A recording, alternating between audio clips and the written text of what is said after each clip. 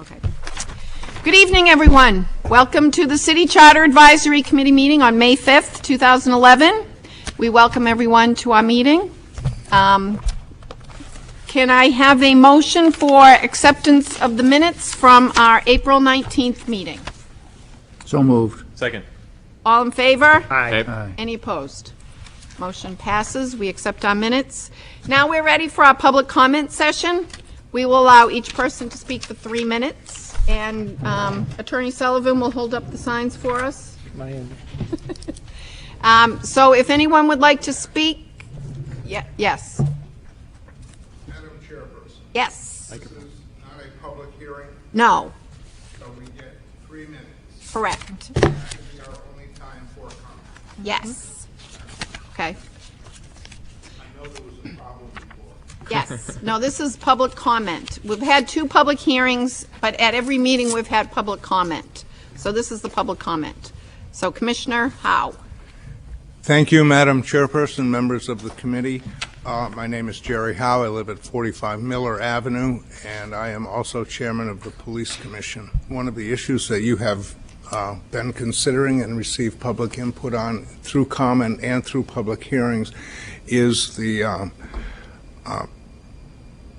abolishment of the police and fire commissions. Also, at the last meeting, the committee asked Attorney Sullivan to draft a memorandum regarding removing contract negotiations from the respective police and fire commissions and turning it over to another entity to be determined in the future.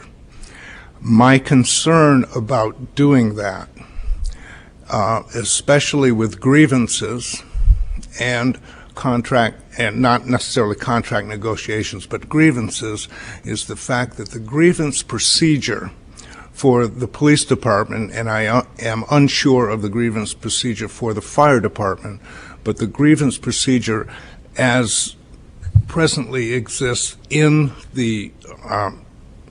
Portsmouth for the police department is addressed in the contracts that have been negotiated. Now, in the past, changes that have been made, and I'll cite the situation regarding flaggers versus uniformed police officers, violated the contracts that were presently in place. If the change that Attorney Sullivan drafted regarding grievances and that procedure is changed according to the wording I won't say suggested or recommended, but that he forwarded to the committee, would violate the contracts, and I think we would have a parallel situation to the situation that came up when the ordinance was changed for the flaggers versus uniformed police officers, and that is still being addressed at this time, and I think it could do damage to the process. And I'm not saying that there would be a suit or a grievance or an appeal to an arbitrator or anything, but I think it's something that this committee should certainly consider when they make their final determination on recommendations to the City Council. I would hate to, having been involved in the flagger issue, I would hate to see that happen again. Thank you very much. Thank you. Thank you. Do we have another speaker?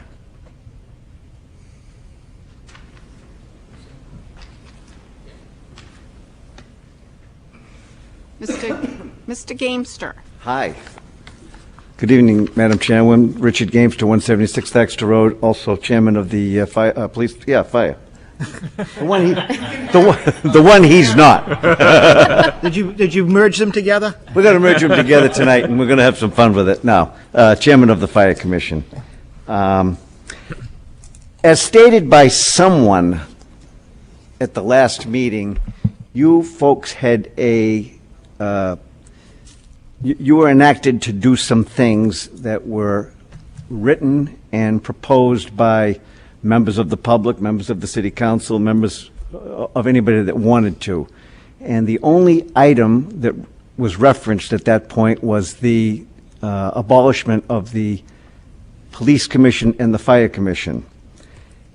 At this point, you have not talked about that. You have decided not to talk about that, but you have lessened the scope to an item inside the powers of both those commissions, which I don't feel was in your scope of why you were originated in the first place.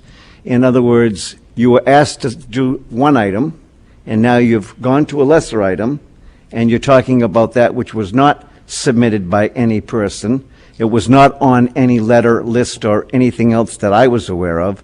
And I just ask that you now probably should not be considering that. It's out of the scope of the work originally that you were authorized to do. Thank you. And I agree with Mr. Howe on the grievance procedure, by the way. He got to it before I did, but I do agree with him. Thank you. Thank you. Do we have another speaker? Mrs. Walker from the school board. Ann Walker, 6 Cleveland Drive, Vice Chair of the Portsmouth School Board. And I would just like to read to you a letter from Mitch Schulman, our chair. I'll read the second, third, and fourth bullet points just to shorten it up. In recent years, the Portsmouth School Board has had to fill vacancies when a member has been unable to complete his 4-year term. The charter requires the city go back to the original election if there was no one eligible for that election. Filling the vacancy has been left to the discretion of the board. The board would like to ask that the language be included to say that if there's no one eligible from the original election, that the candidate from the more recent election could be used. The board is in agreement that it is best to have someone on the board who reflects some level of confidence by the electorate, if only by the fact that the person ran for the seat and received votes. If no one is willing or eligible to serve, the board would continue to have discretionary options. The next point is to clarify the language in the charter that the school board has the authority to negotiate and agree upon the compensation and the contract of the superintendent of schools. And the last issue is to include language to appoint a school board representative to be a member of the 10-year charter commission, should there be one. Thank you. Thank you. Do we have another speaker? Going once, going twice? No one else? Okay. I will declare the public comment session closed, and we'll go to item 4 on the agenda, which is a discussion of the listing of the amendments that we have determined are up for discussion. Josh, did you want to say something first before we the discussion? Yeah, I thought before we started discussing various items at this point, it would be pertinent for us to understand exactly what we want to be delivering. What are we trying to send back to City Council? When I took a look at our charge, and I don't have it directly in front of me, but it's summed up, we're to determine public interest and then deliver said interest to Council. So from my quick look at that, I figure we vet the items that simply don't apply. We've already been doing that. We continue to do that. But it's not up to us to consider how many items or things along that scope. That's in fact what the City Council is for. It's what they're elected to do. That we're just determining what those what the public interest is, and summing that up, weeding out the stuff that doesn't seem to be appropriate, and then submitting that along. I just want to make sure we understand what we're going to be doing before we decide to make any decisions about anything else. Well, I think if I could address that, I would like to give the City Council this entire list of 34 items with the notations of what we decided to do with each item. So they will be aware of every discussion that occurred. Mm-hmm. Okay, so in the final report to the City Council, they'll get a copy of this. Does that kind of answer your question? Does anyone have a thought about that? Yes, Tony. Well, I think out of the list that we choose we think they should be acted upon, we should probably prioritize them. Because as Attorney Sullivan has mentioned, we can't have too many. Right. Or else we might fall into a criteria of a charter amendment or a charter revision. Revision, right? Commission. Revision requiring a commission. And it might end up with an issue. So I think I imagine there's going to be some. I don't know who would physically write up the report, or is there staff that's going to write something up? I think Kelly would certainly help with that. I was thinking Kelly and I would probably do it. And I think the city attorney should be involved Yes. as well. Oh, definitely. Definitely. A sentence or two. And so probably some discussion about why we have to why we have to narrow it down the list would be part of it. And so I think ranking the priority of the items might help the council see our recommendations on what we think is the most important. Okay. Does anyone else have a comment about how we submit the report to the city council? Okay, so we will, myself, our attorney, city attorney Bob Sullivan, and our city clerk Kelly Barnaby will get together and put together the final report. Okay, shall we start on the list? The first, Sorry. yes. Has the school boards, I didn't get the chance to bring the list with me tonight, have the school boards, 4 or 5 items that they brought tonight, have those been added to the list? Yes. Yes. And we will discuss those tonight. And thank you, Mrs. Walker, for coming again. We will call on her as needed to answer questions regarding the requests of the school board. Great. Okay. But I think we'll go to, well, I think we'll just go in order here. The first item is number 2, policy on elected board members taking city jobs. That was a discussion about if an elected person on the city council, school board, commissions, anyone that's elected decides to apply for a city job. In the past, they've just applied for the job. If they've gotten the job, then they've had to step down from whatever elected position they're in. If they do not get the job, then they can stay on the elected panel that they are on. So I think what we're trying to propose here is that if you decide to apply for a job, you either have to step down from that elected body that you're on, or I think Councilor Coviello suggested that you cannot apply for a job until you're at least a year off of an elected board. So we've had a couple of suggestions about that. Sounds good. So does someone want to make let's discuss it for a little bit. Yes, Mr. O'Leary. John. Okay. What I'd like to propose is that we should suggest that an amendment to the charter prohibit members of the city council or school board from becoming an applicant for a city job, so that in order for any of these individuals who might be an elected official to apply for a job, they would first have to resign their elected position. Is that a motion? And I'm going to, that's a motion. I'm going to add another section to that, please. I'd also say that, excuse me, that applicant would be prohibited from being eligible for an appointment to complete an unexpired term until the completion of the next elected cycle. And if I can get a second, I'll explain it. Second. Thank you. One of the things that we talked about was the fact that, you know, elected officials have in the past applied for and received and been hired as a city employee. And yes, once they are hired, then they have to give up their elected position. But there's a concern that two concerns. One is that an individual who applies for a term and is an elected official is not on a level playing field with all other applicants.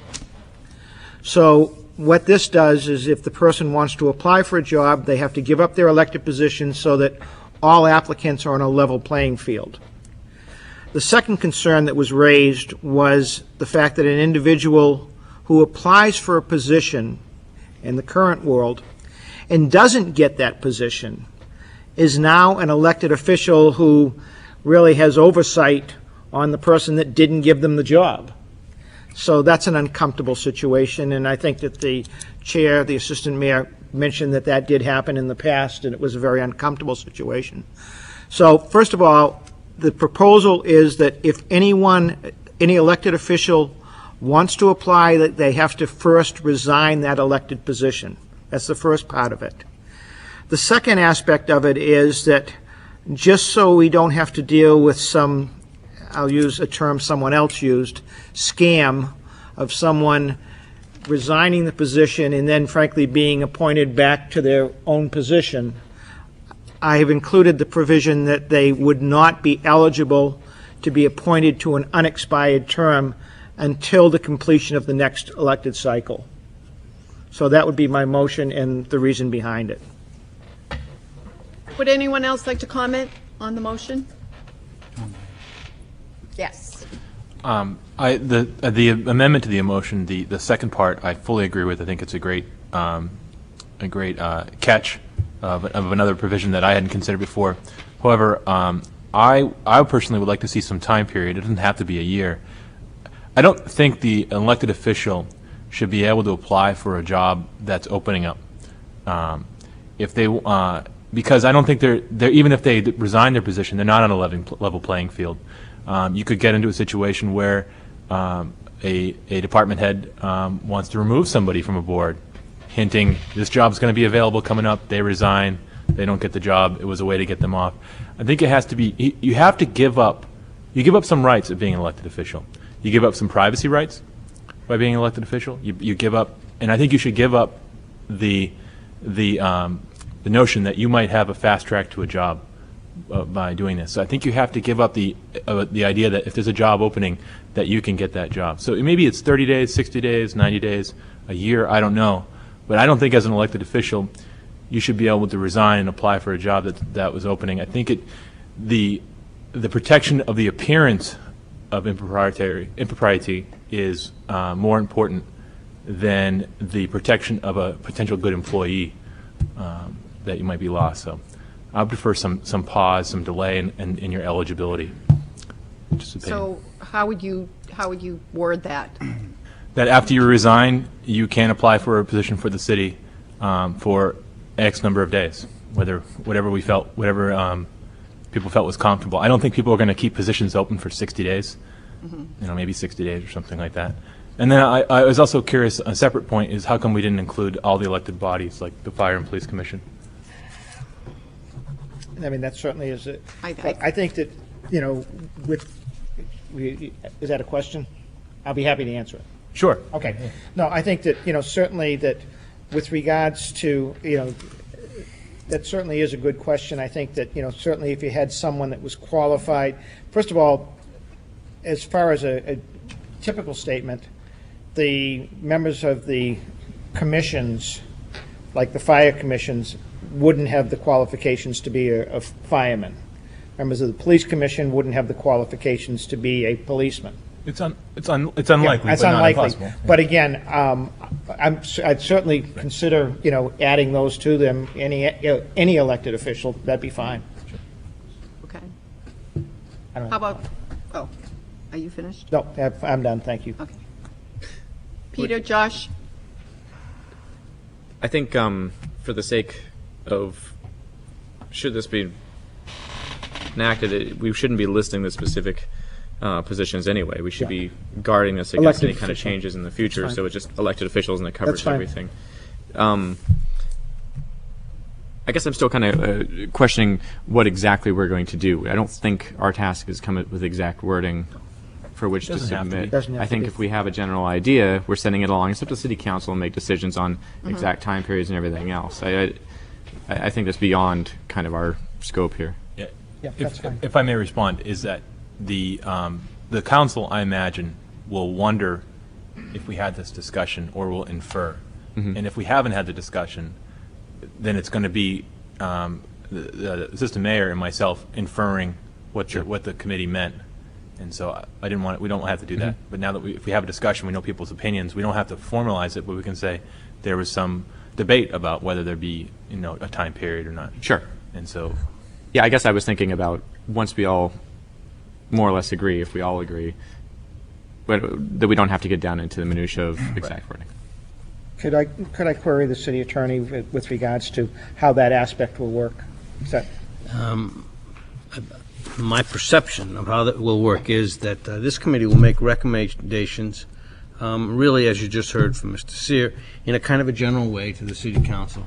If the city council likes the general concept and wants to move ahead, the council would then instruct that a specific amendment be drafted. And if the specific amendment is drafted and the council likes it and wants to proceed further, the council will then set the required public hearing on that specific amendment, which has to occur, obviously, prior to the election. Okay, perfect. So could you tell us exactly how you think we should word this then in our report to the city council? I think that you should recommend that the charter be amended so that no elected official will be eligible for employment with the city of Portsmouth during the term that that official is serving. Or that they have to resign before they... That's basically... No, I think Okay, if so you you say can it- just keep it general. I think if you do it Just the way I keep it said, very general. I think it Okay. covers that situation. Okay. Yeah.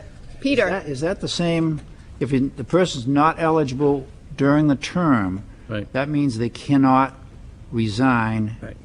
But that's different from what John said. Right. Well, I think that, again, it's somewhat different, and the fact is, I said the next election cycle, and yes, if someone is on a 4-year term, if someone's on a 4-year term, and they say, for instance, this happens during the first year, what I was saying is that after the next election cycle, they'd be eligible. What I'm understanding Bob saying is not until the completion of the term that they got elected for. And I think that in that situation, it's general enough so that the council could probably make a determination with regards to which aspect that they wanted to deal with. I think that the intent is the same. The timeframes may be slightly different, but I think the intent is basically that we don't want to leave it open so that someone can be reappointed to the term that they had resigned to apply for this position. I know that's a little wordy, but that's the intent. I agree with that part of it. I guess I'm not as comfortable with the fact that somebody could not resign. And I'm just thinking of what some unintended consequences, that some family has a reversal of fortune, and someone's on the school board in their first year, and a spouse loses their job or whatever, and they have a chance to get a job in the school department or in the public works department, and they're banned for the next 3 years from doing that. So I liked it better when we talked about not allowing, or requiring someone to resign before they could apply. Yes, Tony? Might I suggest that we just say, we just said that there's some debate about how long, and move on and have the discussion be at the council level, in our report, because I mean, we could spend hours talking about the time period, and then it's going to go, and the council's going to spend hours talking about the time period. So we think the council should consider an amendment to the charter which would restrict the ability of a sitting elected official to apply for a job with the city during their term. Does that sound okay to everyone? Does that meet your criteria too? Okay. I could certainly draft an amendment like that, yes. Okay, so we have a motion on the table. All those in favor? Aye. Any opposed? Okay.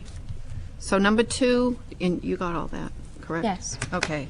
Kelly has it all, so we are finished with number 2. All right, the next one I see is number 4, which is the same thing we just discussed. Correct? Okay. So we move on to number 7. Stagger the city council elections in a manner that is similar to the school board. And I would say that this takes in number 33, which says change terms of city council members from 2 years to 3 years. So let's discuss what the term limit should be, what the number of years should be for city council elections. Or should they be staggered like the school board, or we just need to have a discussion about what the city council elections should look like. Does anybody want to begin the discussion? Yeah, I'll speak to it. That was my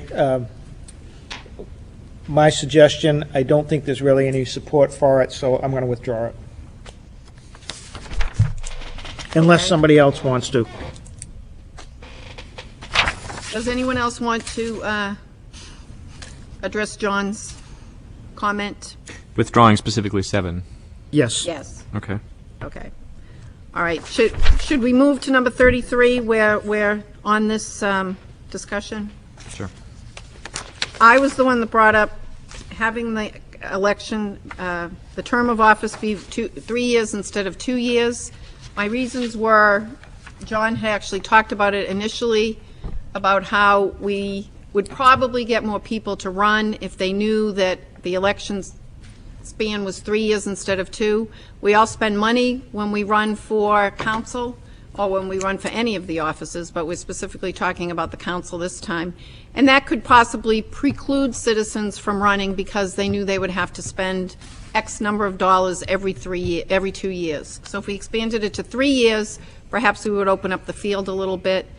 I personally feel, as a city councilor, the first year, you sort of, especially when you're a newly elected councilor, the first year you're getting your feet wet, you're learning the process, you're learning all about the various elements of the position. And then to have to start thinking about running again in that second year, you feel a little more comfortable the second year, then you have to think about running again.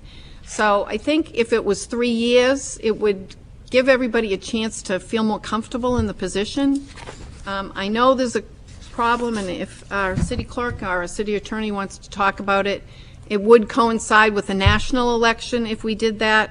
And I guess there was some question as to whether the city, what do you call it, the state Secretary of State would allow that.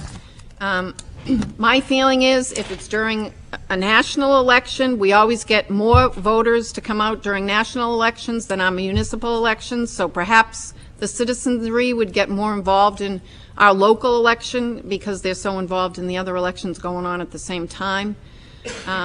So I guess my motion would be, I would like to see the city council term of office be 3 years instead of 2 years. Now, I guess I'm looking, can I make a motion? Yes, you can. Okay. I guess I need a second, if anybody would like to second it. I'll second it for discussion. Okay, thank you. Is there any discussion?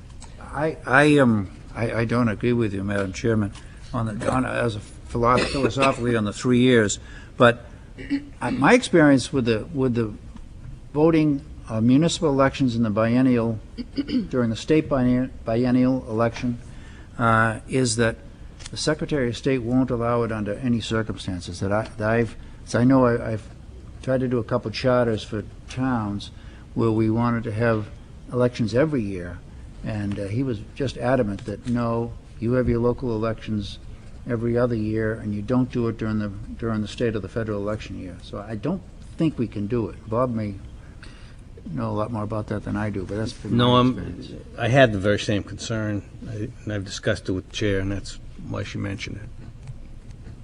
So as far as you know, you cannot do it, to the best of your knowledge? As far as I know, that's true. The city clerk who deals with these things may have something else to say. City clerk. I would agree with Bob and Peter on this. There have been circumstances where we have tried to have an issue put on the ballot for an election that was not a municipal election, and the Secretary of State's office has said no. And but of course, we could verify directly if that is possible now, if he had a change in his philosophy on that. But I would not recommend it.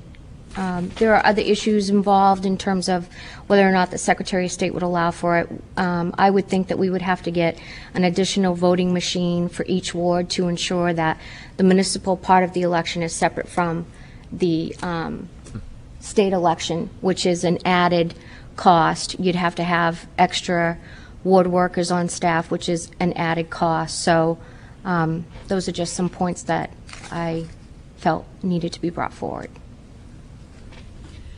Thank you. You're welcome. Is there anyone else that has an opinion on this? before we vote. Yes, Councilor Coviello.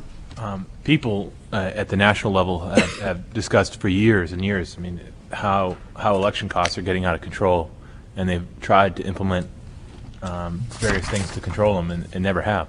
It's the most recent national election was the most expensive in history, even adjusted with inflation. I don't think not that we're not up to the task.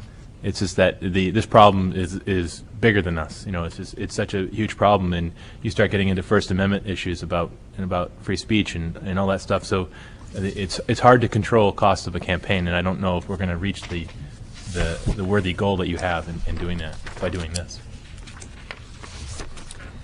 Okay, well, we have a motion on the table. Do we have any other discussion? All those in favor? I'm in favor. All opposed? Opposed. Okay, the motion fails 4-1. Oops. Okay, next is on page 2. Change terms of Fire Police Commission and school board members from 4 years to 2 years. Wait, which one are we on? Number 17. Second one on the next page. Did we skip one? Did we discuss that before? Yes, we must We have. started the conversation. Okay. All right, would anyone like to make a motion that we change the terms of the Fire Police Commission and school board members from 4 years to 2 years? I'll make the motion. Do we have a second? I'll second for discussion. Okay. Do we have discussion? Yes, Peter. Oh, I know, I was asking Oh. Tony, is the motion to Yes, to change it. change it? Okay. Yeah. And if I may, Madam Chair? Yes. This is a suggestion that I have, and that in looking at in this whole discussion about the boards of the Police and Fire Commission, what I see here is a lack of communication between the council and the boards, and so I wasn't sure. I felt there was a problem here, and I wasn't sure if it was the representation of the fire and police commissions, or the term limits, or how we interact, and thinking about this larger at hand. I think is moving from a 4-year to a 2-year thing. A 2-year term will do a couple things. First off, I believe it'll get more people interested in serving, and that is because a 4-year time limit is a long time limit to sign up for it. I think your life changes a lot in 4 years, and it's hard to commit to that. We see that all the boards that have this is the only elected body that has 2 years, the City Council, and we get multiple people running for it. Now, it may be because, as John put it, that's where all the action is, and so that's where people want to be, and you get more people interested in it. But I know that there's plenty of people interested in the school board. A lot of parents are. But again, when you have 4 years of your life commitment and you have young children, who are most often the people to run for school board, that's really hard to do. And I think you would get more people interested if you shorten the terms from 4 to 2. And you would get, and I believe the same would be true for the Fire and Police Commission. We saw the list. We're not getting a lot of people running for the Fire and Police, and we hear from the school board that they're running out of people due to people natural attrition on the board, and they're trying to find ways, better ways to get people on during this time period. That's the first part of it. The second part of it is, I believe, in this whole talk with the Fire and Police Commission about you're limiting democracy by getting rid of these people, getting rid of these boards and commissions. They're an elected body that's less elected people. I believe if you go to shorter term limits, you are a more democratic body. You're more responsive to the electorate because you're asking the electorate to vote for you every 2 years, and so you'll be more responsive. And frankly, I know that the time period that I took in the election was equal parts me asking people to vote for me with an equal part of me learning what the community wants. And I think if you go out and ask that question every 2 years, you'll be a more responsive and a better governor of the people. That's why I support doing this. Anyone else have an opinion?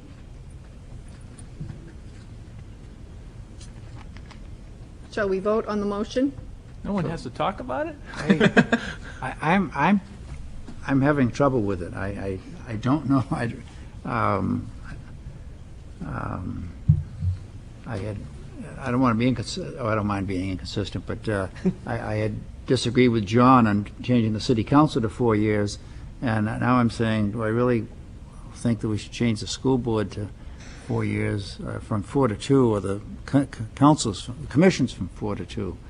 And I think everything Tony said was true. I just don't know whether I'm, at this point, comfortable with that change, especially with the school board has got a very long tradition of 4-year terms. The commission's a little bit younger, but I honestly don't know. I have a question for the city attorney. Could we just suggest to the city council that this issue be discussed by the city council, that this committee brought it up and discussed it, but didn't have a definite recommendation? Is that possible? That is absolutely possible. Do people on this committee feel comfortable with that? No. Okay, would you like to comment, Mr. O'Leary? I think that, we've got this before us. We should vote it up or down. Okay. Do you wish to comment on it? No, thank you. Josh, do you wish to comment?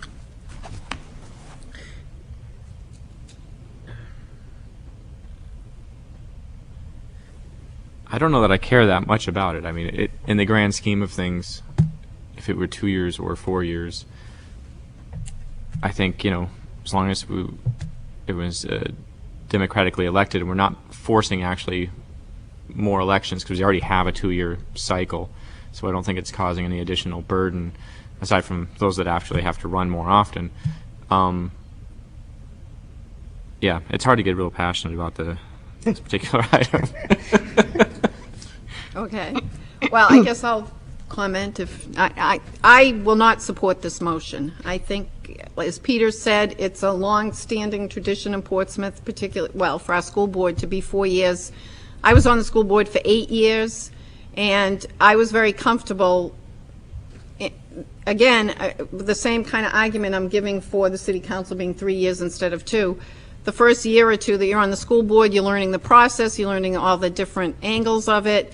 You feel comfortable by the time you're in your second year. It's nice to kind of have that third and fourth year. You really feel like you're a contributing member of the school board because you've had a couple of years to get your feet wet. I think I felt that when I was on the school board, most of the members were very comfortable that they were there for 4 years, and they knew they were there for 4 years. I think you're right, Tony, that the city council is maybe sort of the sexy body that people run for. So that, so that the school board or the commissions maybe don't have that kind of appeal. And to be there for 4 years ensures that, you're going to have a good board hopefully a good board for 4 years. Of course, you might get somebody to resign here and there, but I'm not in favor of changing it. I think the members that are there know that it's a 4-year term. They're committed to it, for the most part, are committed to a 4-year term. I think we should keep it 4 years. Madam Chair? Yes. I wonder if we could, I don't know what the term would be, if it's appropriate, suspend the rules. We've had several public hearings and public comment sessions, and never and we've had existing sitting board members of both commissions and school board members comment on those. Never have they commented on this proposal. I presume it's not because they aren't interested. I presume it's because there was other items of more concern to them on the proposal. I wonder if we could suspend the rules, invite them to come up and speak, if they would like, for 3 minutes. Well, how about just ask them to raise either 2 or 4 fingers? That might be what we do. Okay, everybody raise your hands. Put either 2 fingers up or 4 fingers up. Can we hear commentary? I think it'd be... Are you for, Mrs. Walker? Yeah. Okay. Do I committee would be members... happy to do that, because I would be interested in the Yeah, feedback. that's fine. Okay, would anyone like to come up and comment on 4 years as opposed to 2 years? Mr. Howe? You didn't think you'd get called on again. Well, when I ran for 4 years, I was elected for 4 years, and I said, oh, my God, it's 4 years.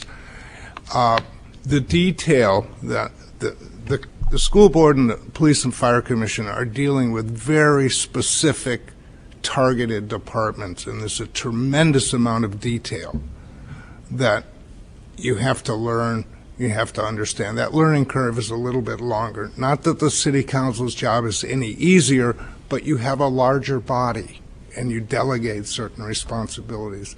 I feel if I were, my first term, if I were elected for 2 years, I would probably have about 3 productive months because of that learning curve. I'm in my 3rd term, so I think that says a 4-year term is not a disincentive to run.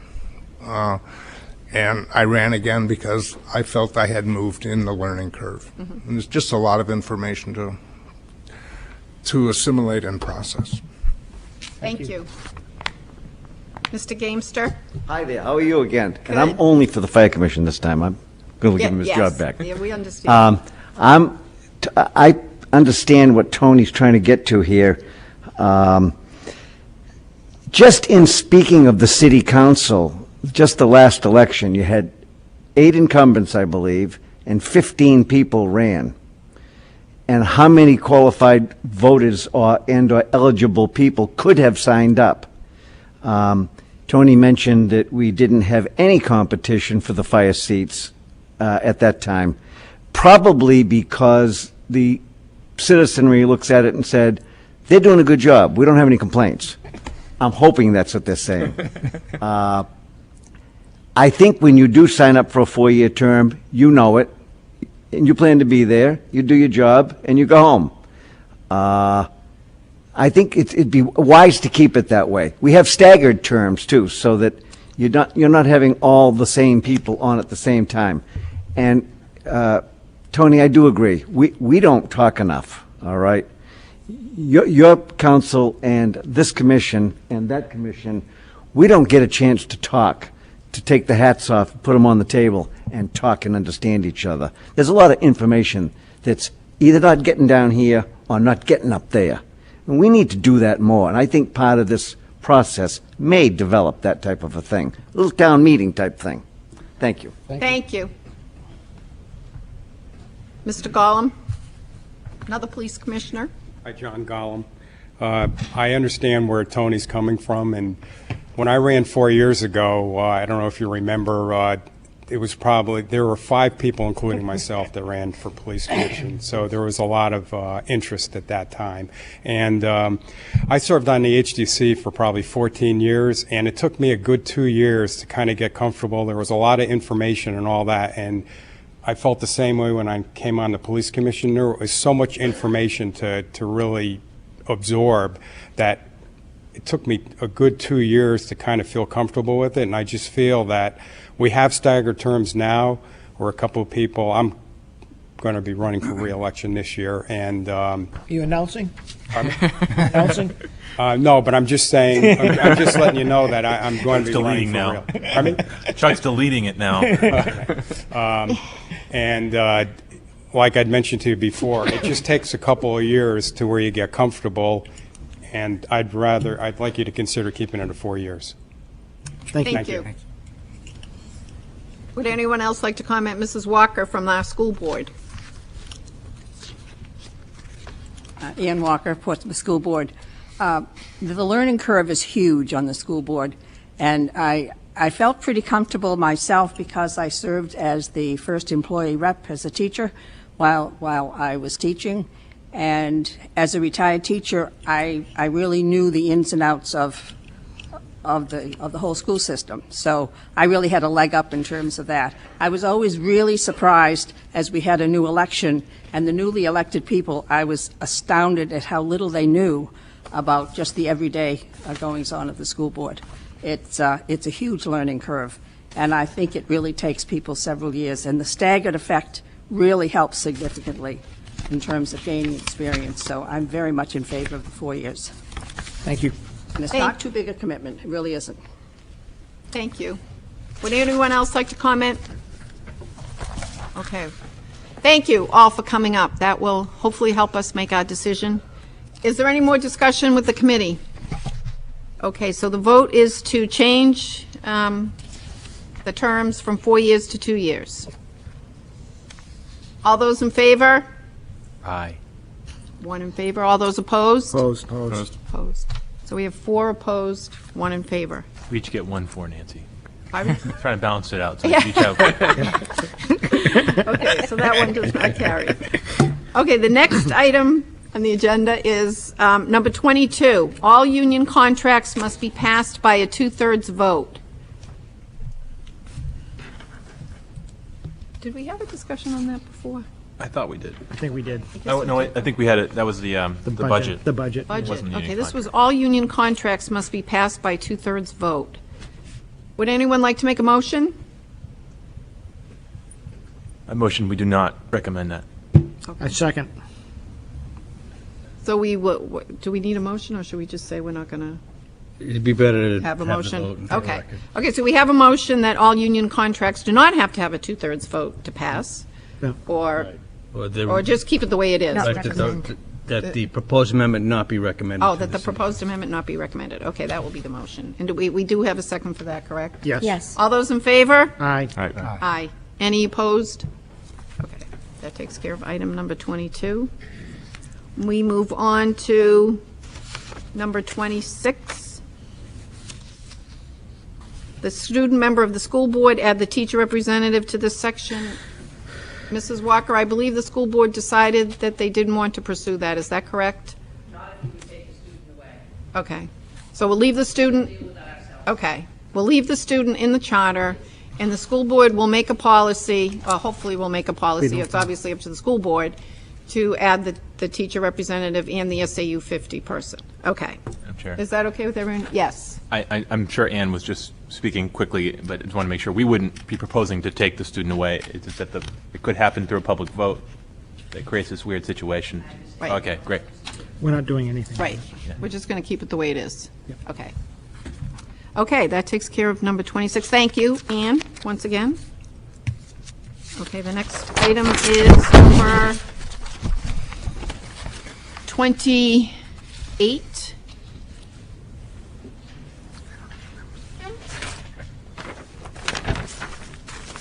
I guess that's the same thing, correct? Could you read it? Student member, school board employee representative, school administrative unit number, yeah, that's the same thing. thing. Okay, so we will delete number 28. Okay. I'm sorry, I'm just looking at the blue. Our city clerk coded these in blue for us, so I was just looking at the blue. Sorry. No, that's fine. Okay, number 30, to be discussed at this meeting. Clarify the language in the charter that the school board has authority to negotiate and agree upon the compensation and contract of the superintendent of schools. I don't think we discussed that at the last meeting. No. No, we did not. City Attorney, could you comment on that, please? The current process and the process which has been in place for a very long time, I believe about since 1987, is that in addition to collective bargaining agreements, the contracts for all major department heads, the superintendent of schools, the police chief, and the fire chief have all come to the city council for approval. And the import of this amendment would be to have the employment agreement of the superintendent of schools be approved by the school board rather than the city council. Mrs. Walker, could I ask you to come up to the podium for a moment? Is that what the school board is intending? Bob, could you repeat that? I believe what the school board is intending is to amend the charter so that it is clear that it is the school board, not the city council, which would approve the employment agreement of the superintendent of schools. Well, the school board would like to determine everything prior. We know that that the council has the final say. We know that. Well, the current process is that the school board does approve everything prior and then brings the contract to the city council. Which So isn't- then sometimes gets changed. Right? You want, Oh, so you want both the school board and the council would have to agree upon the language? That's not what it is now? that is what it comes out right to now. now. Because the school board presents it to the council. But if the council then amended it or changed The it? council, well, what the council has done is refused to Refuse to approve it. approve it. Right. Not, the council has not amended it. They may say why they didn't approve it, but they don't amend it. And then the school board has to deal with whatever the council does or says. That's what I thought the process was now, yeah. That is the process now. What is, can I, Madam Chair? Yes. What is the intent of this proposal? Well, the concern was that with our superintendent, that arrangements were made and the compensation and the whole package was put together, but then it was changed. Well, can I ask? Yes. Madam Chair? I Yes. can't give you details because No, but I mean, when it was changed, it was, I would suggest that the city council probably would not approve it and probably raise the concerns that they had. But the council wouldn't change the contract. They'd send the school board back with the concerns. Well, there was negotiation that was done outside of our immediate. So, I mean, the board was not involved in all of it, only negotiators. So there were changes from the beginning to the end. Can I query the city attorney, would this be a negotiation between the city negotiator and the superintendent, or the school board would be involved? I am sure that Mrs. Walker is correct that there were discussions that took place outside the school board. But the city council didn't actually change that contract. The discussions would have been in the way of negotiations outside the public hearing or public meeting context. Superintendent may have spoken with the negotiator, for example. Okay. The city council, in all these situations, has never negotiated directly with anyone to amend the contract. What the council has done on a great many occasions is suggested or voted that they would not approve a contract Right. because of a particular problem or Right. a particular issue that they didn't agree with. And that then leaves the potential, in this case, superintendent of schools, and the school board with the determination as to how to deal with the council's concern. Right. That's what happens. At that point, let's follow the example through with the superintendent, if you don't mind. If the council raises this concern, superintendent can't just go, okay, well, I'll make that amendment without going back to the school board? That's right. That's correct. You cannot. Cannot. Seems to be some confusion about past practice.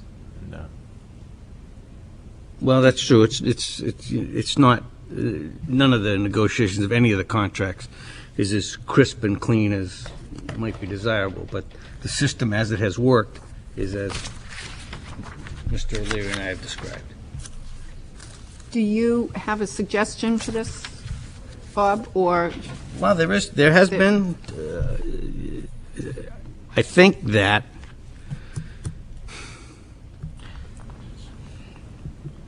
what Mrs. Walker has said and what is actually happening are kind of the same thing, although, the language in the charter, I think, could be more clear. If the committee so desires, we could take the process as it has actually occurred, and we could formalize language that said something like what Mrs. Walker said, that, employment contracts of major department heads before the city council for approval. The council's vote on approval is limited to approval or disapproval, and that no contract can be presented to the council without the agreement of school board, police commission, fire commission, whatever is appropriate. And that would be what she said, I think. If I can. Yes. The last aspect, with regards to the fact that the contract cannot be presented to the council without approval of the school board, fire commission, police commission, that exists right now, correct? It is how it is done right now, but it doesn't quite say it in the charter in exactly that way. But it is the policy now. And the city council can make changes during the Well, approval process.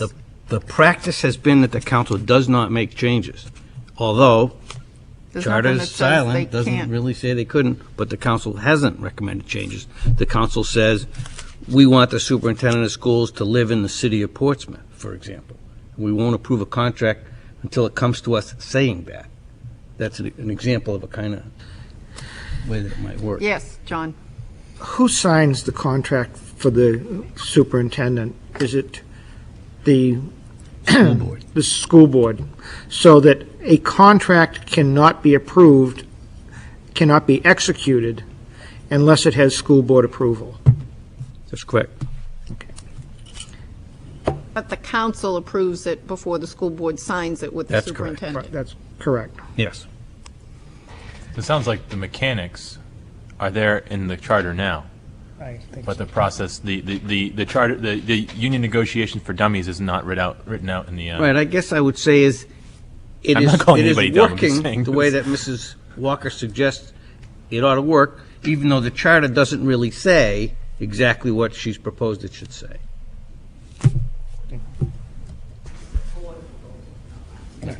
Do we have a motion? Do we have a motion? I don't we do. believe so. I don't think Let me we do. look. No, we do not. Would anyone care to make a motion? And I guess the motion would be that,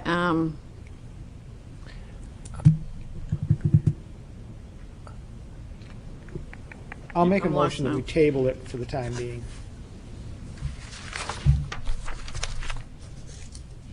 do we have a second on that? I wanted to discuss something, and I didn't want to. Wonder if you could put that motion on hold. Sure, be happy to. Yes. I wondered Counsel. if a motion that would be acceptable is, if there is an opportunity and that there aren't many recommendations That's what I was given to doing, the the same council, that we would suggest that the council might see it, that this is an opportunity to add clarifying language to the charter. However, if there is amendments that are of higher priority, the default language in the charter is going to meet the needs that we have for the city. So. And my intent was the same thing, basically to table it till we finish the rest of the discussions, Okay. and if we don't have enough, then, then we can revisit it. Okay. Does everyone agree that we should table number 30 for right now? When it comes back, I would just say this, the more I've thought about what Mrs. Walker said, the more I believe that she may have a valid point, and that the simple recommendation might be to amend the city charter to reflect the current practice with regard to approval of major department head contracts.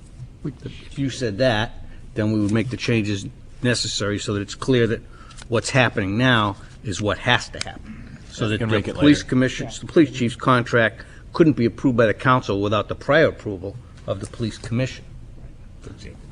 I'll make a motion to Do it here. make an amendment that recognizes current practice and union negotiations. Now, does that have to be an amendment, or can we just Well, I clean think- up that language in the charter? Could you No. do There's no way that to, as our no, city there's, attorney? No. the only way you can clean up the language is with an An amendment. amendment, okay. Okay, do we have a second on that motion? I'll second. I had a question. Yes. Are we saying that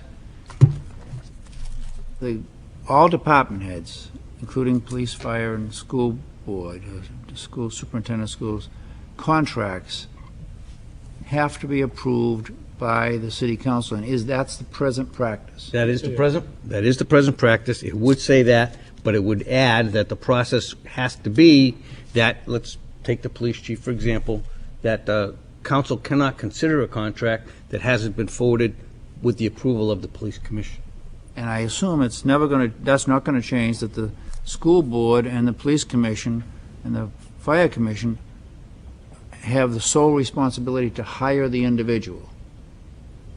Correct, it would not change that. But not the term. So if one of these boards or commissions gave a golden parachute to the person that they were thinking about hiring, and which could cause problems with every other department head in the city, that the city council would say, you can hire that person, but we're not going to allow the contract to contain that particular provision. We're No. not going to approve that No, contract. they wouldn't approve the employment contract with that provision in it. And that's what would happen now. The city council would say, we're not going to approve this contract as long as it contains the golden parachute, period. And then the police chief, for example, and the commission would go back and say, what are we going to do to get this thing approved? maybe we should take out the golden parachute and send it back, for example. Not that the police chief doesn't deserve a golden parachute. We don't, Silver. Is there any more discussion on the motion? All those in favor? Aye. Aye. Any opposed? No one opposed. Okay, so I believe that's the Can I have a second. 2-minute recess, please? Yes. You asked We before will I take did. a recess. Okay. So far, the only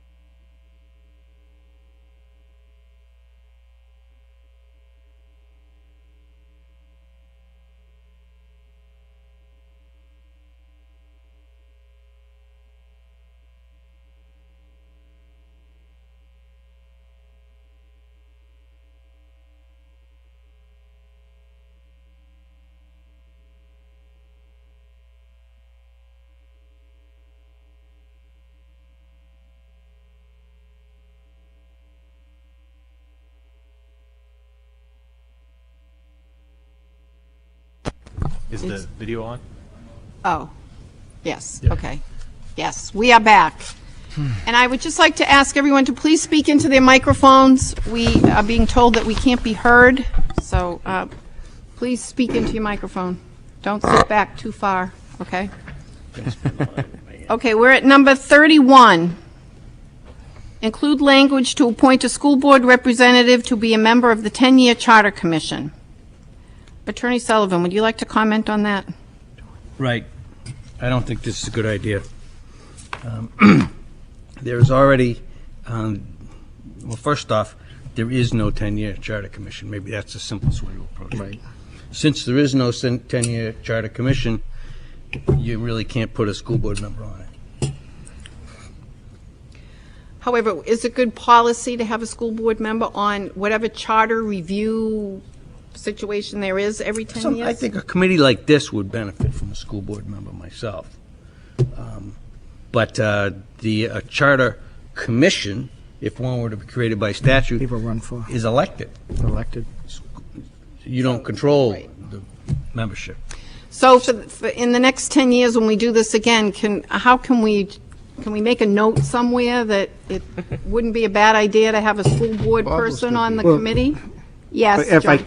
If I can, let's, because, excuse me, we'll probably want, the fire commission, police Oh, that's commission right. would want equal footing on that, so I don't think that it's a road we want to walk down. Okay. We'll just have to keep it in mind and Attorney Sullivan will turn it remember over. in 10 Yeah, years. Attorney Sullivan will remember 10 years from now. Okay? All right, is everyone comfortable with that? So we won't even, no one would like to entertain a motion, then we'll just go on to the next one. Well, I think that, as we've had to do in the past, I think that we make a motion not to approve the recommendation. Okay. Do we have a second? Second. All those in favor? Aye. Any opposed? Okay, motion carries unanimously.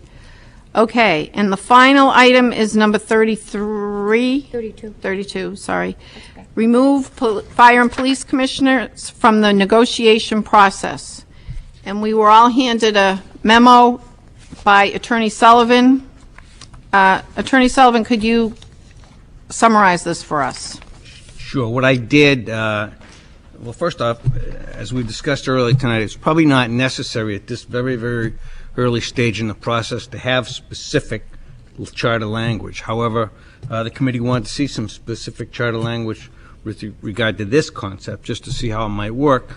So I took the city charter, I added in the provision, the existing provision regarding the Department of Negotiation and Administration of all collective bargaining agreements. I added in that that department will be responsible for both the substance and the procedure negotiating all collective bargaining agreements. They would have to negotiate in cooperation is the term I use with the administration of every particular department. But it would be that department, which really is human resources. It would be that department that would determine when a contract should be submitted to the city council. And that would be the biggest change from the current practice under which, let's say, the commission determines when a police contract comes forward. And then, in order to make sure that the charter was clear, after I had put that provision in, I went through the powers sections regarding both the police and the fire commission, and I proposed to delete anything that's inconsistent with that provision so that there won't be an argument in the charter itself. Do we have a motion regarding this issue? John? Well, first of all, I'll make a motion and then I'll speak to it. I move that the memo that was developed by the city attorney be forwarded to the city council with a recommendation that this amendment be considered by them. Do we have a second? Okay. Is there any discussion? If I can speak to it for a second, please? Yes. John? One, first of all, I want to thank the city attorney for his efforts in this regard. And also, I know that he has dealt with other city officials with regards to trying to, the city, the Human Resource Department and the city negotiator and also has taken into consideration some of the concerns which were raised by the departments involved in this situation. So I first of all want to thank him for that. The second thing I would do is I would ask if he's willing to do this at the present time, to address the concern that was raised by Commissioner Howe. Yes. I think Commissioner Howe's point is well taken.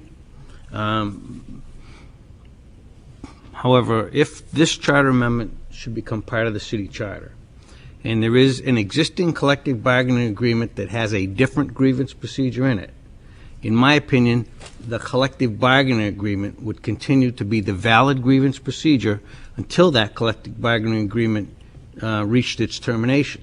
Any future collective bargaining agreements would have to be drafted with this charter provision in mind. Thank you. Yes, if I can ask Counselor. a question. So since this doesn't eliminate the commissions, the grievance procedure would still be in place. Right. Oh, a big point of how this was done was to try and maintain the day-to-day administrative authority of the commissions over the department. So, the commissions will still, in the case of the police department, conduct oral boards and make determinations with regard to promotions, et cetera. The only thing this tries to deal with is collective bargaining agreements, negotiation, and administration. I was connecting the dots as I was asking the question. So there would still be a police commission in both the fire department there'd still be a commission in both police and fire departments, and they would still have all the authority that they have now, accepting only collective bargaining agreements. That's what I thought the committee was looking for. That's correct. That is what we were looking for. Are there any other comments? Would anyone like to weigh in on this discussion? Yes, Counselor. I think it's important to bring this to the council for discussion around the board, around the council level. So I'll support it in that sense. However, in the more that I think about this, and this particular whole item with the commissions has been occupying all my free time and travel time, because I just been thinking about it more and more and more. And that is, I think, well, this might, I doubt this is going to solve our problems in negotiations. Is what I thoroughly believe now. I think we have a problem in negotiations right now, and it's probably a problem with discommunication that was discussed earlier, and that's separate from a problem in why we don't have signed contracts.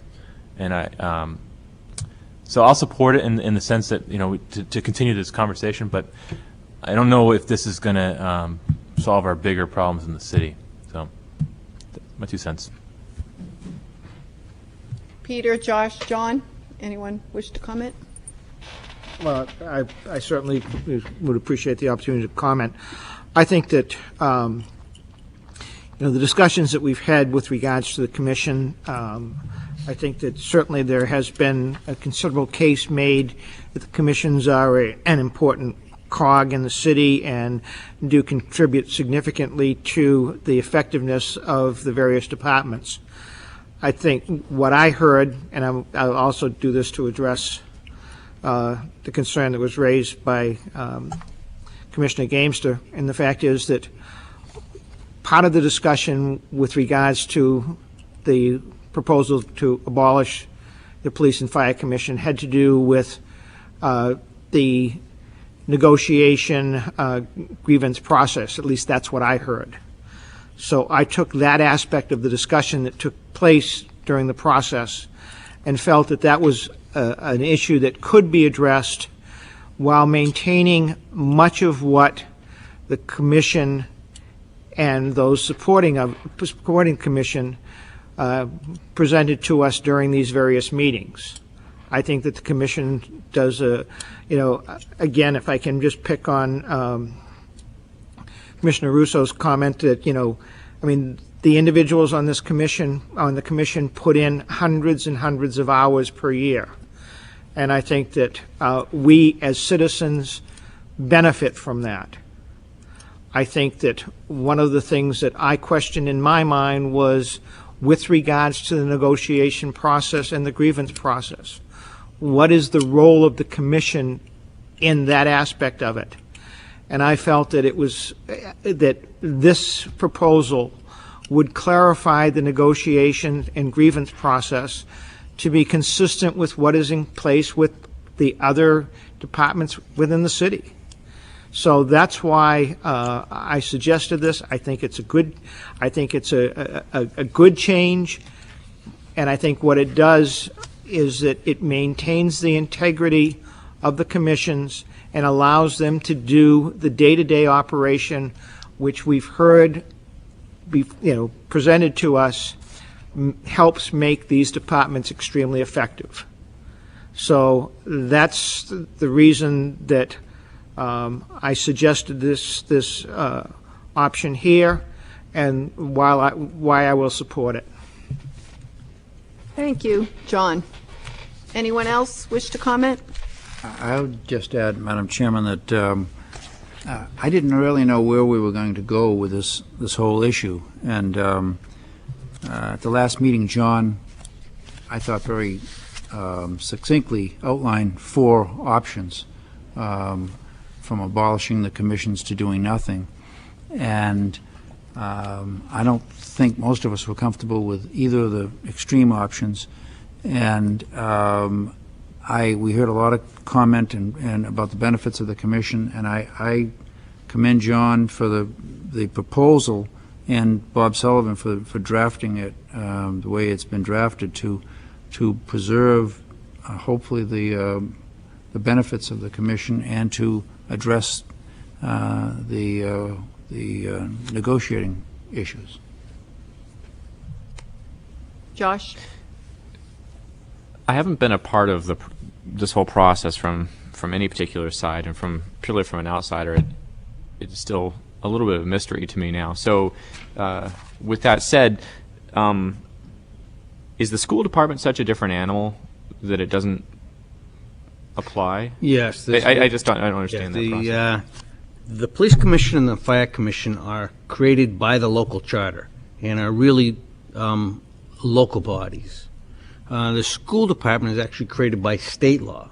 Okay. And although it's discussed and modified to some degree by our local charter, there are state laws in connection with the operation of the school department that make the school department more autonomous from the rest of the city government than the police department or the fire department. Okay. And with the wording here, I guess what I'm trying to determine is if the issue is with the negotiation and the communication, by removing a whole group, does that make it better, or would it in fact be better if everybody just negotiated at the same table at the same time? I don't know if I understand the question. Well, again, I think maybe I'm not understanding this particular process, but right now, well, maybe we can describe a little bit more about how it works right now. Sure. Currently, the city, one of the commissions would provide the negotiations, come up with something, provide that to city council. The city council provides its thumbs up or thumbs down, and it goes back, and we go back and forth and back and forth and back and forth. Is that right? Let's take the fire department as an example. Right now, what would happen is that the city negotiator, a charter position, working with the fire commission, which administers the fire department, would conduct negotiations with the union, any particular union. When they reach agreement between themselves on a proposed contract, it's then forwarded to the city council, with the substantive decisions in those negotiations being made by the fire commission. Mm-hmm. And the fire commission determines when that contract is ready to come to the city council. With the change that's been requested by the committee, it would be the Department of Negotiations, or it would be, in reality, I think it would amount to the Human Resources Department, who still working with the commission, but now rather than the commission making the decision when the contract comes to the city council, the administrator the human resource director, for example, a negotiator, or some combination, would make the decision when the contract comes forward to the city council. And that would be the difference. And once it got to the council, it will be treated the same as it is now procedurally. I guess my question is, why not? I don't understand why there's two steps, why there's two negotiations when you could just have everybody there together. Well, the reason there's two steps is that the fire commission has control of the fire department, but the city council has control of the whole city budget. The fire commission can't make the budgetary decisions that's in a collective bargaining agreement, and the city council can't make the administrative decisions that are in the fire department commission or in the fire commission's control. So it has to be two steps, really. It has to, it has to come from. Only the fire department can really, understand what needs to be in a fire department collective bargaining agreement. Makes sense. And so they have to make the initial decisions, be involved at least in the initial decisions before a contract comes to city council. There is no possible way that the city council, without involvement of the fire commission or the fire department, could negotiate a fire collective bargaining agreement. So, by the rewording here, from what I was just understanding, that would be the possibility.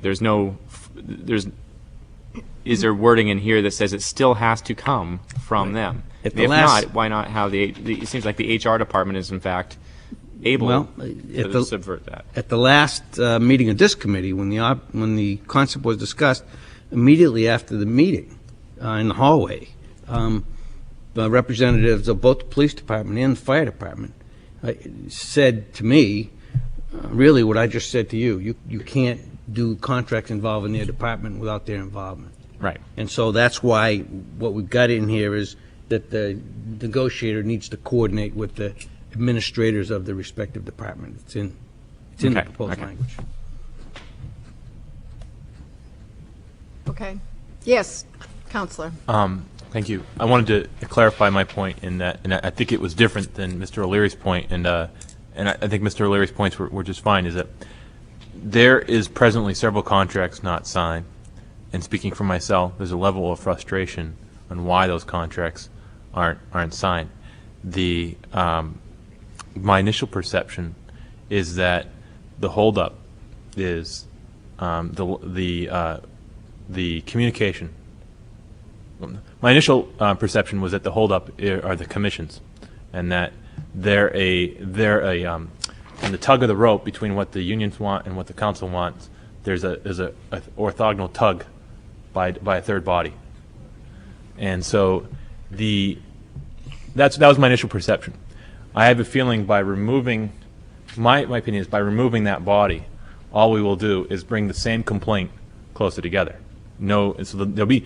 What I was trying to say is, by doing this, I don't think we're magically going to have a contract. We may be, and it may be correct to change the language such that all the departments are handled the same way. Separate conversation. It may just be that we should handle everything the same way in the city. That's fine. But as a counselor, I've come to believe that it's not going to be all rainbows and sunshine after this. It's same issues are going to have to be hashed out, and just with a different body. So. And Mr. O'Leary. if I can just, for point of information, I don't have any idea what contracts are outstanding and what contracts have been signed. My proposal is a systematic change based on something that I see within the system needs to be corrected, not to address any particular contracts. So, I mean, just to clarify, I didn't propose this because I've got some concerns with contracts not being signed, because frankly, I don't know what contracts are signed. But I presented this because I felt that there was a process that could be improved, and I saw this as an improvement to the process. I think Mr. Gamester would like to comment. Does the committee agree that we should let him comment? Sure. Mrs. Walker commented, so Okay. it's done the same. If you wouldn't mind keeping it to 3 minutes so that we can. I'll try to keep it as brief as possible. I think possibly that there is an information gap missing here, and the process needs to be clarified. What Mr. Sullivan said is exactly correct according to the way it should work. The problem exists, and we'll draw the lines. The city negotiator and their departments are here. The unions and their attorneys are here. The fire chief sits here to make sure it all works and that he can run. The commission is supposed to sit here as an elected person protecting the city and working with the city council. The unfortunate thing is that the fire commission has never, that I've been on, been invited to the initial meeting that says, here's what the objective of today's negotiations will be about. I'm hearing these objectives from an individual who is putting them in a ball, let's say, and we're going to pick them out. But I've never been told that our objectives are, and I'll use this, we're going to change colors of uniforms, colors of police cars, colors of fire cars, and do that. We've never been told the exact objectives. Therefore, we get to our meetings, we negotiate, we seem to have two goalposts. This is a very easy way to do it. We kick it through on this end, we kick it through on this end, and then show up and then agree to send it up to the city council. I've only got 2 members of the city council here. If all 9 were here, this would be a very, very interesting point. And I sit there and I go, what the hell happened? We kicked the ball through the goalpost. We should have just gotten a touchdown, and this target moves over here. Because we weren't told what the original objectives of the negotiations were. That's the problem. Tony, there's your problem of information. Up, down, back, forth. There it is. We're never told what the negotiations are. When we get into the room after we have apparently kicked the field goals, we're told we're not going to take this, and we're sent home. And that's why those 2 unnegotiated contracts are sitting there, and you have one with the police department done the same thing. So that would just clear it out. It's information, it's how it's passed, and it's not proper. Mr. Sullivan is correct. That's the way it should be done. It's not being done that way. The departments, the commissions are not being involved in the, let's tell them what the objective is so that we can go do our job. Thank you. Okay, thank you, Mr. Gamester. Mr. Howe. Okay.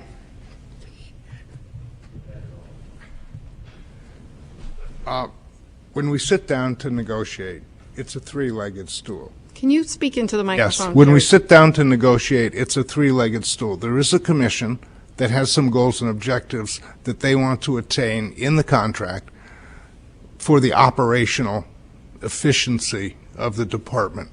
There is the union that has goals and objectives that they want to achieve for the benefit of their membership. And there's the city who has some goals and objectives that they would like to achieve, many of them budgetarily, many of them structurally. And that's the 3-legged stool. And the first time that we sit down to talk about those legs of the stool is at the negotiating table. 2 of those legs are the commission, which represents the city negotiator, who is giving goals and objectives and marching orders from the council. And it would be easier for me, I'm representing the commission with the patrolmen's union, if I knew what those were, to sit down with the council, just to have an informal meeting so that we can balance those goals and objectives and come to a contract. I think it would speed the process up. If even it just, what do you want? This is what we want. This is why we want it. Tell us what you want and why you want it. They're all legitimate reasons. Let's just communicate about it. Okay. Anyone else wish to offer an opinion? Thank you. You're welcome. Yes, thank you. Would anyone else like to comment? I haven't commented yet. I've been waiting, but I will. Okay. I guess I think this proposal by Attorney Sullivan is a good one.